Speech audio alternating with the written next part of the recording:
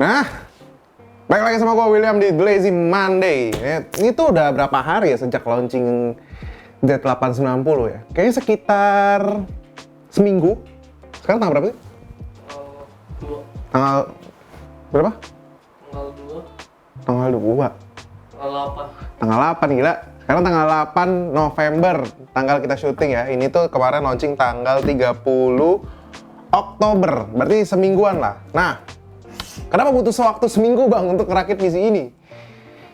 Kan dari unboxing kemarin kan gue bilang gue mau rakit, tapi ternyata ada perubahan timeline di mana ternyata unit ini mau dipakai untuk showcase dulu lah di acaranya Asus. Terus dikirim lagi ke kita dalam keadaan sudah terakit, jadi gue harus ngebongkar dan ngerakit ulang. Jadi kalau lo ngelihat kayak, bang ini kan harusnya ada di sini, nggak di situ gitu ya.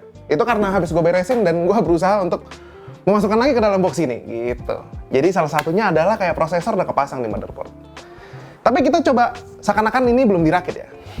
Ini kan kemarin udah kita coba lihat ya Z890. Terus ada coolernya di Ryujin ya, ini yang Extreme 360. Terus sama si thermal paste sebenarnya yang gue kepo nih. Thermal paste-nya si ROG ya. Thermal paste-nya kita keluarin. Kenapa RAM nggak dikeluarin? Karena RAM sudah keluar ya. Ini udah di luar dia, yang dominator ini. Ini kita tiriskan. Dan gue ngerakitnya itu akan di bench table, nggak di casing. Kenapa? Karena sebenarnya konten ini gue pengen fokus untuk ngetes performanya si Ultra 9 dan juga ngejelasin beberapa hal yang mungkin lu pada pasti udah nonton juga review dari seri Ultranya Intel yang baru ini dan lu ngerti lah kenapa performanya begitu gitu ya. Dan sebenarnya kenapa bisa begitu? Nah itu yang sebenarnya ingin gue bicarakan karena kan kalau untuk review sendiri udah terlambat juga ya, udah pada naik juga. Dan gue pasti akan ngomongin dari sisi gamingnya doang gitu. Mobo. Ini backplate-nya aja udah kepasang, backplate coolernya. Ini kita taruh samping dulu. Bang, awas nanti itu bengkok atau apa segala macam. Tenang aja. Kalau motherboard mahal, gue cukup berani taruh di atas meja langsung. Karena apa? Karena belakangnya nggak langsung solderannya, ada plat besi ini dulu. Kalau yang mobu mid end ke bawah kan ininya masih polos ya belakangnya ya, langsung kayak ada solderannya gitu-gitu. Nah itu jangan. Kalau mobu mahal nggak terlalu bermasalah karena nggak langsung kena solderannya. Tapi kita taruh. Sama satu lagi tambahan sebelum lu komen, bang kayaknya itu bench table kekecilan. Ya ini memang kekecilan tapi ini pure kesalahan order ya. Salah beli barang, jadi salah ukuran gitu. Prosesor udah ada, tisu mana tisu? Thank you. Nah, sambil gua ngebaut motherboard ini ke bench table-nya, gue sedikit mau ngejelasin kalau si Z890 ini dan prosesor Ultra ini, obviously ini udah refresh, total refresh lah. Ini udah ganti generasi 14 dan juga ganti soket. Jadi si soket barunya ini, LGA 1851, ini udah nggak ada backward compatibility ke LGA 1700. Jadi kalau lu masih pakai 14 gen, 13 gen itu sudah tidak akan disupport di motherboard baru ini dan begitu pula sebaliknya gitu. Jadi memang kalau lu ngomongin secara generation leap ini software yang paling jauh. Kenapa bisa dibilang paling jauh? Karena di Ultra ini akhirnya Intel pakai manufakturnya TSMC yang 3 nanometer. Yang kalau di generasi sebelumnya itu masih 10 nanometer. Jadi bisa lu bayangin lompatnya sejauh mana. Karena kan kalau kita tahu kan perkembangannya dari 10 turun ke 7, habis itu dia ke 6, 5, 4, dan 3 gitu. Ini kan dari 10 langsung 3. Nah, itu juga yang jadi pertanyaan. Kalau lompat dari 10 ke 3 harusnya jauh dong perbedaannya gitu kan. Sebenarnya itu antara iya dan tidak. Karena ngomongin manufaktur itu nggak otomatis bikin lu jadi lebih kenceng gitu. Karena itu ibaratnya komplek perumahan gitu ya. Prosesor itu komplek perumahan. Manufaktur itu ukuran rumahnya. Jadi kalau 10 nanometer itu gede ya, ini 3 lebih kecil gitu. Dan kalau ngomongin lebih kecil, tentu daya yang digunakan dari si prosesor ini untuk bekerja tentunya jauh lebih rendah. Daya yang diperlukan gitu. Dan ada juga perubahan besar dari prosesor baru ini, salah satunya adalah udah nggak adanya hyperthreading ya untuk si prosesornya Intel karena dia udah mengandalkan memang benar-benar ikor selesai ya, nggak ada hyperthreading lagi. Terus perubahan besar lainnya adalah desain prosesornya udah nggak monolitik. Jadi kalau lo pengguna lama Intel, dan kita tahu dari dulu Intel itu selalu menggunakan desain prosesornya itu monolitik. Itu sekali dia desain, sekali dia cetak itu langsung satu chip gede. Ya. Dan untuk 3 nanometer itu sangat sulit dilakukan. Dan itulah kenapa si Intel sekarang akhirnya menggunakan desain chiplet, ya, alias dibikin per parts lah, beda-beda gitu. Kayak NPU di Ultra ini dia pakai manufakturnya tuh 6 nanometer, ya. Untuk prosesornya dia baru pakai 3 nanometer dan baru ditempel habis itu. Nah, itu salah satu perubahan majornya. Tapi secara fisik itu nggak ada perubahan yang gimana-gimana, tapi yang paling terasa adalah perubahan dari desain soketnya yang jauh lebih robust untuk di desain terbaru ini. Lanjut kita ke cooler. Nah, terus kalau ngomongin perbedaan lagi dari generasi sebelumnya, ini cukup banyak sebenarnya kalau ngomongin si Intel ya. Dia itu tahun yang sekarang jauh lebih fokus untuk ngomongin yang namanya efisiensi. Kalau lihat dari si presentasinya di si Intel ya, pas dia launching itu, pasti dia ngomonginnya tuh efisiensi, dan efisiensi. Tapi ntar kita coba lihat seberapa efisien sih generasi baru ini, gitu kan. Dan yang paling harus gue coba sekarang adalah thermal paste yang kemarin gue bilang cukup lucu ya. Ada kayak, ini kan ada peratanya nih, ya kan, buat ngeratain nih. Nah, ini ada screen sablonnya di sini.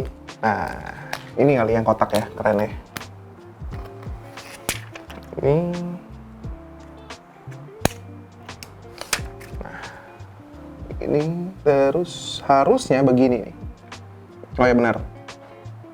Ini. Benar nggak sih, Pak? Ini kan. Nempel sini. Ini di sini. Kayak doyan doang. Iya. Biar kocak aja. Biar ada sesuatu yang dilakukan gitu. Coba kita angkat. Sah. Anjay, bentuk mata. Walaupun berantakan ya. Coba. Masih bisa nggak? Ini yang nonton sih ngilu banget nih. Gila. Buang-buang thermal paste banget. Ya, jadi tidak ada bentuk sekarang. Pokoknya gitulah, you get the point lah. Ini kalau sambil syuting emang agak repot. Nah, ini yang gue suka nih. Kalau coolernya Ryujin. Ada protektor untuk si radiatornya. Jadi nggak akan bengkok-bengkok dan boncel-boncel. Ini kita pasang saja. Ini harusnya belakangan deh, biar nggak ngalangin. Harusnya sih begini. Ini kan? Nah, ya. Wah, salah nih. Harusnya jangan naikin motherboard dulu gue. Gue lupa di base table.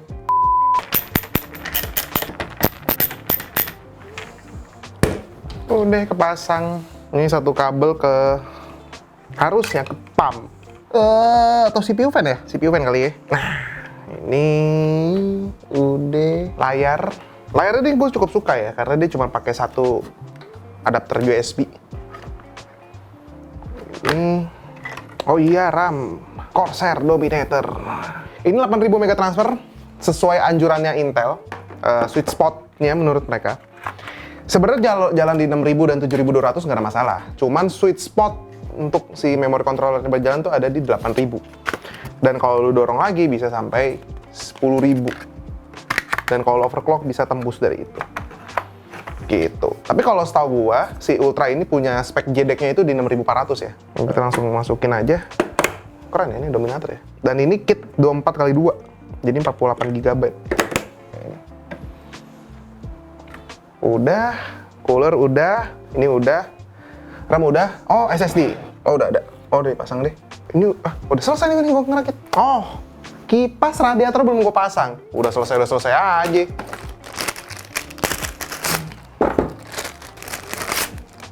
Tinggal ditempel aja. Tinggal ini pogo pin ke motherboard. Ini ke ARGB dan juga fan. Tapi kita colok di atas ini untuk fan. Terus ARGB di sebelahnya. Udah. Oh, PSU belum, PSU. Untuk PSU sendiri di sini gua akan pakai Tor 1200. Udah platinum. Ini Thor yang paling baru, jadi udah ada rating cybernetics-nya juga. Untuk penggunaan PSU sendiri, untuk seri Ultra harus lu perhatiin ya, karena dia tuh bisa nyedot daya sampai 250 watt, jadi lumayan makan listrik, lumayan besar ya. Jadi harus cukup was-was dalam pemilihan PSU. Untuk kabel, standar lah ya. 24 pin. Kabel yang mau dipakai udah dipasang. Oke, PSU udah kepasang semua. Terakhir pasang VGA. Nah ini nih, VGA ini nih, VGA aja pakai 4080. Anjay. Emang kalau yang mahal tuh ganteng.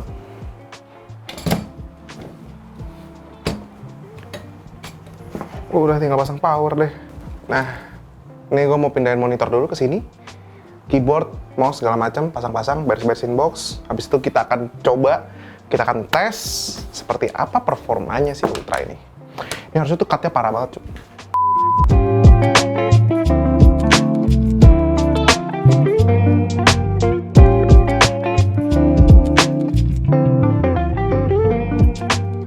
Nah, ini untuk si PC-nya udah nyala ya.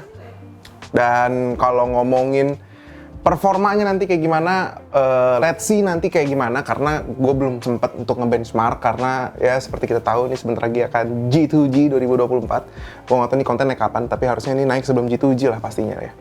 G2G itu kan di akhir bulan ini ya, tanggal 23-24, jadi akan cukup hektik, dan sedangkan untuk ngebenchmark prosesor itu membutuhkan waktu yang sangat panjang, apalagi ini generasi baru gitu ya. Banyak lah yang gue masih belum ngetes gitu ya, banyak pembaruan yang belum gue pelajari gitu. Jadi akan menjadi sebuah PR juga sebenarnya untuk ngomongin si benchmark fullnya nanti gimana. Tapi kalau kita lihat dari secara sekilas gitu ya, ini gue coba, nah ini karena pakai 4090 Super juga, gue akan nyalain, gue akan matiin untuk super resolution off. Settingannya kayak biasa kita benchmark itu di Ultra, terus resolution scalingnya off, ray tracing juga off. Ini biasa kita benchmark ya. Kalau ngomongin number sih sebenarnya gue kurang hafal, karena kan data yang gue pegang itu untuk benchmark gue pakai 4090, sedangkan ini 4080 Super, jadi tidak akan representatif sama sekali lah untuk ngomongin numbers. Tapi kalau ngomongin dari sekilas performa seperti apa, yang gue rasakan adalah si prosesornya jauh lebih anteng ya. Nanti gue akan kasih lihat untuk number Cinebench dan juga perbandingannya dengan power draw-nya dia. Tapi kalau ngomongin dari segi performa gaming, tentu nggak akan ada masalah, terlebih lagi ini di 4K dan juga settingannya di Ultra dengan VGA-nya di 4080 Super. Jadi kalau kita lihat di sini, ini adalah bottleneck-nya di GPU. CPU-nya tentu nggak akan menjadi masalah. Yang akan jadi masalah tentunya kalau lu main di 1080 ya. Untuk kalian para pro player di luar sana yang punya layar 360 Hz ya, atau mungkin layar 500 Hz, tentunya lu butuh yang namanya FPS sekencang-kencangnya dan akan pakai resolusi 1080 tentunya. Nah, kalau ngomongin si suhunya sendiri, ini tuh dia kebanyakan stay di sekitar 60-an, dan maksimal setelah gue coba-coba itu ada di 68 kemarin di acaranya Asus ya. Dan mungkin salah satu faktornya adalah di tempat itu lumayan panas lah, karena lebih crowded, lebih banyak orang gitu ya, ruangan lebih luas. Tapi di sini kontrol suhunya di 24, sehingga kalau kita lihat di sini dari tadi tuh dia tidak jauh dari 65, nggak tembus lebih gitu ya. Sedangkan kalau kita ngelihat core clock-nya, P-core-nya itu jalan di 5,2, dan juga untuk I-core-nya ada di 4,6 MHz, 4,6 GHz. Dan untuk ngomongin power draw-nya sendiri, sekarang dia ada di 165 watt. Nah, gimana tuh caranya bisa 250 watt? Sedangkan di sini kelihatan kita pakai untuk Cinebench, dia nggak nyampe 250 watt. Tentu ada power limit yang diterapkan di sini. Sebenarnya bisa lo unlock di BIOS-nya, yang akan ngebuka si power limitnya itu ke 250. Jadi 250 watt tuh istilahnya maksimal dia akan menggunakan daya, tapi secara default tidak dinyalakan. Jadi di sini kebanyakan dia akan di 160-an watt. Jadi kalau lihat suhunya sekarang ini, yang ada di 60-an ini, mencerminkan dari efisiensi yang sudah mereka capai ketika berubah manufaktur jadi 3 nanometer. Karena kan sebelumnya 10 ya, jadi cukup panas dan cukup mengejar ya. Nah, ini udah jadi 3 nanometer, jauh lebih stabil, jauh lebih efisien secara daya, sehingga output panasnya juga nggak terlalu banyak. Terlebih lagi ini kita pakai cooling yang menggunakan form factor itu 360 mm gitu. Jadi tentu jauh lebih adem lah dari 240. Tapi kalau ngelihat dari performanya kayak gini, gue cukup optimis untuk menggunakan cooling air tower biasa. Nggak perlu liquid cooling begini. Karena salah satunya ya maintenance-nya jauh lebih mudah lah daripada liquid cooling. Tapi memang kalau untuk ngomongin secara performa kayak air cooler tuh udah cukup gitu. Walaupun suhunya tentu akan sedikit lebih tinggi lah daripada liquid cooling di sini. Nah, kalau lu udah lihat ya secara review-review di luar gitu ya, kenapa performanya tidak terlalu jauh dari si pendahulunya 14900K? Ini opini gue pribadi aja mengenai prosesor ini, ya ini adalah produk dimana Intel pertama kalinya untuk nggak gila-gilaan ngelepas powernya. Bener-bener kali ini dia ketat banget sama vendor motherboard mereka, dimana mereka udah harus default pakai power limit segala macem, jauh lebih ketat lah, nggak kayak sebelumnya lah, yang dimana motherboard high end udah pasti akan ngejar power limit sejauh mungkin gitu ya. Tapi secara gue pribadi di sini kelihatan produknya sendiri sangat-sangat konservatif dari penggunaan dayanya, core clock defaultnya. Karena kalau lu perhatiin ini core clocknya tuh sedikit lebih rendah dari 14900K. Dan bahkan performa yang dikeluarkan setelah itu sedikit lebih rendah dari 14900K. Jadi 14700K, sorry. Jadi kalau lu sebagai pengguna 14 Gen tuh akan ngerasa untuk apa gue ganti ke sini kan? Jawabannya adalah efisiensi tadi. Adem dan juga efisien, dimana adem tuh satu hal, dimana kalau lu cuman ngeliat angkanya lu nggak akan ngerasa terlalu kurang signifikan. Tapi kalau lu udah ngerasain rasanya punya PC yang CPU-nya itu jalan di atas 80-90 derajat terus-menerus, lu akan ngerasa ini PC terlalu panas, dan apalagi PC itu akan di dekat lu gitu ya. Sehingga semakin adem tuh PC, lo akan semakin menghargai si PC itu gitu. Karena gue jujur, gue sendiri ngelimit PC gue untuk jalan prosesornya di 50-an sampai 60-an derajat aja. Karena gue nggak suka panas yang dikeluarin gitu. Terlebih GPU-nya sendiri juga udah panas kalau lagi main game. Dan kalau gue ngerender, dua-duanya jalan. Itu nightmare itu. Itu kalau opini gue pribadi, tentunya prosesor ini adalah prosesor yang sangat konservatif. Ini dia mati karena dia nge-sleep ya. Bukan karena nge-crash ya, yang slide tadi. Kalau ditambah lagi dari ngomongin seri Ultra ini sudah dipastikan ada AI, gue pribadi agak cenderung pesimis dalam penggunaan AI ini, karena baik lagi ini PC dan udah pasti ada GPU. Gue ngerasa nggak ada keperluan untuk ada AI, tapi good things to have selama nggak naikin harga terlalu jauh karena ada AI. Tapi kan kalau dilihat kan harganya emang nggak beda jauh lah ya dari prosesor Intel sebelumnya, dari tahun-tahun kemarin. Apalagi kalau ini yang gue pegang ini, seingat gue tuh cuma 13 TOPS ya. Sehingga kalau ngomongin secara performa, agak bingung gue 13 TOPS tuh buat apa, selain untuk efek webcamnya Windows gitu. Jadi agak ya, tapi semua prosesor akan ada AI NPU-nya juga sih. Jadi nggak menjadi hal yang aneh juga. Jadi ada aja gitu, tapi belum kepake karena udah ada GPU juga. Mungkin ya itu dari pandangan gue gitu aja. Tapi kalau ngomongin si set PC ROG ini, dari Mobonya, dari GPU-nya, tentu nggak akan nge-bottleneck si Ultra 7285K ini, kecuali lu main 1080 ya. Dan kalau ngomongin dari overall performance, sebenarnya sesuai dengan ekspektasi. Sesuai ekspektasi dari mana? Ekspektasi dari apa yang sudah dipresentasikan sama Intel ya. Jadi lu akan ekspektasikan performanya akan sedikit konservatif, nggak kayak gimana-gimana banget, nggak akan berapa uplift, tapi ini akan ngejar IPC-nya, bukan multi core-nya juga, dan apalagi udah nggak ada SMT di sini ya.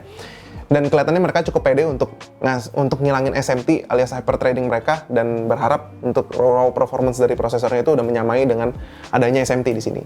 Dan secara performa sendiri, gue nggak bisa janji akan ada konten reviewnya atau tidak, karena gue belum tahu timelinenya seperti apa, karena ini berhubungan tabrakan dengan G2G, jadi gue akan, kalau ada, akan kita naikkan tentunya ya, karena kan generasi baru agak aneh kalau gue nggak nge-review gitu, atau Sony nge-review. Harusnya sih Sony sih nge-review ya.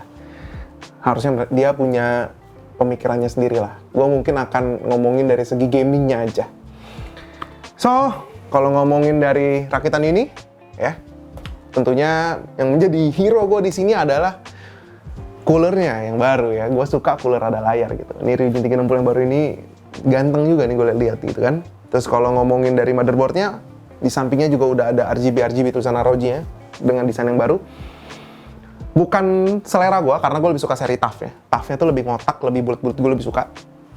Tapi ya, kalau lu suka ROG atau lu mungkin fanboy-nya ROG, tentu lu akan suka ada mata di situ ya. Walaupun tadi pas gue nge-play thermal paste-nya agak mengecewakan ya. So, segitu aja dari gue. Kalau lu ada pertanyaan mengenai rakitan ini atau mengenai prosesor terbaru ini kayak gimana performanya ya.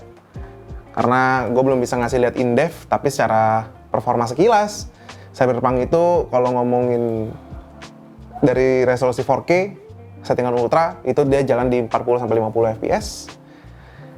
Itu sebagai gambaran mungkin di B-roll ini akan ngasih lihat untuk settingan 1080-nya. Kayak gimana. Nanti gue akan kasih perbandingan, gue akan nge-benchmark sendiri untuk 7800 X3D sebagai perbandingan dan juga 14900K untuk perbandingan di 1080 Cyberpunk. Dengan GPU 4080 Super. Karena gue belum punya data 4080 Super, gue adanya 4090. Atau mungkin nanti akan gue benchmark ke 4090. Ya, let's see lah nanti kayak gimana. Segitu dari gue. Kalau ada pertanyaan, tanya aja di komen, gue akan jawab semampu gue. Jangan tungguin video reviewnya, karena gue belum bisa janji ini akan ada atau tidak.